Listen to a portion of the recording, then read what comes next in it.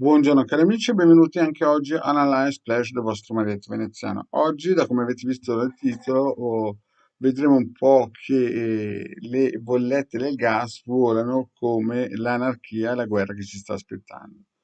Perché questo? Perché è un piano premeditato, cioè praticamente l'Europa è destinata purtroppo a fare la fine dell'Ucraina. E vi spiego i motivi perché, secondo Marietto, che come ho già spiegato in tantissime altre pillole da 15 anni, ha visto cosa sarebbe successo nel nord Italia.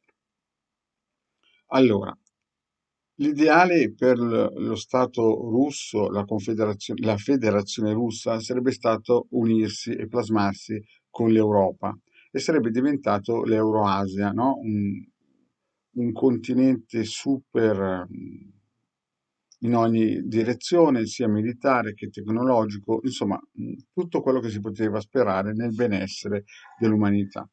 Il sogno della Russia, almeno dei caucasici che abitano in Russia, perché ripeto, per i cinesi, no, la Russia è uno stato siberiano invaso dagli europei, cioè per i cinesi i russi che attaccano l'Ucraina sono europei, no? Loro hanno questa visione. Quindi questa visione di questi russi che stanno facendo questa guerra è fondamentalmente fondersi con gli europei, perché si sentono anche loro una parte europea. Quindi il sogno utopico, no, è che sarebbe nato un continente euroasiatico che partiva dal Portogallo e arrivava fino ai confini del Mar Cinese praticamente. Solo che c'è un solo, cioè c'è una zona del mondo, cioè gli Stati Uniti, che questa cosa qua non gli è mai andata giù, proprio perché loro, essendo uno Stato colonialista, imperialista, chiamatelo poi come vuoi, con una radice tedesco-inglese, no? Germanica tedesca, sono sempre stati uno Stato piuttosto predatore, una confederazione di Stati, perché fondamentalmente gli Stati Uniti sono una confederazione di Stati, no? In cui ogni Stato poi fa da sé, ma agli occhi esterni sembrano che sia una confederazione o una federazione unita. Allora cosa è successo? Visto che noi abbiamo perso, cioè l'Europa ha perso la seconda guerra mondiale, cioè la Germania e l'Italia ha perso la seconda guerra mondiale, ma l'Italia e la Germania sono diventati entro il 1990 la quarta e quinta potenza economica mondiale, mm? Noi come europei abbiamo in un certo senso, anche se avuto 70 anni fa la guerra mondiale in casa, siamo risorti e fondamentalmente sia la Germania che l'Italia hanno sempre orientato un occhio verso la Russia, un occhio benevolo fondamentalmente. E la Russia ci è sempre ricambiando dandoci del gas a basso prezzo. Per darvi un'unità di misura, l'Azerbaijan, no, vende una certa quantità a 34 centesimi, la Russia ce lo vende a 4 centesimi. Praticamente la Russia ci sta regalando praticamente a quasi costo zero il gas, no? Ha preso il posto dalla Libia fondamentalmente, perché fondamentalmente la Russia ha sempre avuto nel sogno l'idea di unirsi anche in modo pacifico all'Europa, però questa cosa qui agli Stati Uniti non è mai andata giù. E è anche vero che il modello, tra virgolette, capitalistico fino a un certo punto è andato bene per l'Europa, infatti l'Italia ne ha usufruito in un modo formidabile, no? Fino agli anni 80-90 la Olivetti, la Montedison, la Fiat erano delle, come si dice, delle multinazionali, la Eni ad esempio, erano delle multinazionali eccelse per il mondo occidentale, no? Praticamente comandavano il mondo. Ma adesso cosa sta succedendo? Sta succedendo che gli Stati Uniti hanno cercato di tagliare, di segare via questo filo, questo cordone umbilicale con la Russia, che, come sempre detto, ha sempre voluto unirsi o in un certo senso anche conquistare. C'è stato un periodo che con le vecchie dirigenze russe l'idea era di conquistare l'Europa anche col carro armati. Ma poi a un certo punto con l'evolversi anche delle anime, no? Ad esempio questo Putin, questo signor Putin che ripeto non è lui l'unico, no? Dietro lui ha una corazzata di almeno un paio di milioni di persone, oligarchi che la pensano esattamente come lui.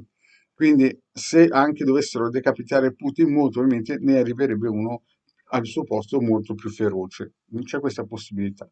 Quindi Cosa sta succedendo? Sta succedendo che gli Stati Uniti nell'Ucraina nel 2014 hanno fatto o hanno aiutato un leggero colpo di Stato e gli ucraini hanno preso il balzo in questa situazione perché? Perché dal 1930 gli ucraini sono stati deportati da Stalin e hanno ucciso dagli 8 ai 15 milioni di persone per poi inserire nell'Ucraina questi russi che prendevano il terreno di queste popolazioni deportate, uccise e via dicendo.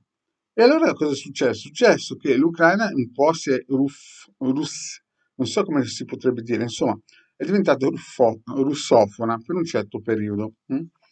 E però gli ucraini proprio nativi, no, che hanno visto i loro nonni, i loro parenti essere deportati in campi di concentramento, chiaramente questa cosa qua gli ha sempre fatto del dolore e alla prima occasione che uno Stato straniero ha cominciato a foraggiarli, cioè gli Stati Uniti, hanno cominciato ad accarezzare l'idea di allontanarsi sempre di più dalla Confederazione Russa, che una volta era l'Unione Sovietica. Infatti una volta l'Ucraina era dentro l'Unione Sovietica e infatti Chernobyl è in Ucraina, ma una volta, fino al 1990, l'Ucraina faceva parte dell'Unione Sovietica.